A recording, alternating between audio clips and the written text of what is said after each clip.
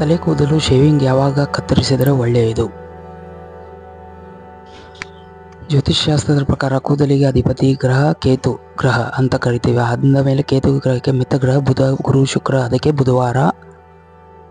ಗುರುವಾರ, ಶುಕ್ರವಾರ ಕಟಿಂಗ್ ಮಾಡಿಸಿದರೆ ಒಳ್ಳೆಯದು ಆಗುತ್ತದೆ. ಅನಿವಾರ್ಯ ಇದ್ದರೆ ಸೋಮವಾರ ಮಾಡಿಸಬಹುದು, ಅದು ಅಷ್ಟಕ್ಕೆ ಅಷ್ಟೇ.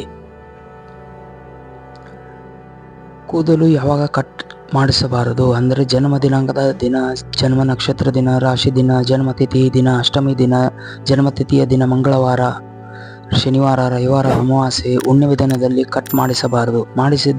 ಮಾಡಿಸಿದರೆ ಅಪಾಯ, ಕಟ್ಟಿಟ್ಟ ಬುತ್ತಿ. ಇನ್ನೂ ಹೆಚ್ಚಿನ ನನ್ನ ವಿಡಿಯೋಗಳು, ಮಾಹಿತಿಗಳನ್ನು ತಿಳಿಬೇಕೆಂದರೆ ನನ್ನ ಯೂಟ್ಯೂಬ್ ಚಾನಲನ್ನು ಸಬ್ಸ್ಕ್ರೈಬ್ ಮಾಡಿ, ಲೈಕ್ ಮಾಡಿ ಮತ್ತು ಶೇರ್ ಮಾಡಿ. ಪ್ರೀತಿಯಿಂದ ಧನ್ಯವಾದಗಳು.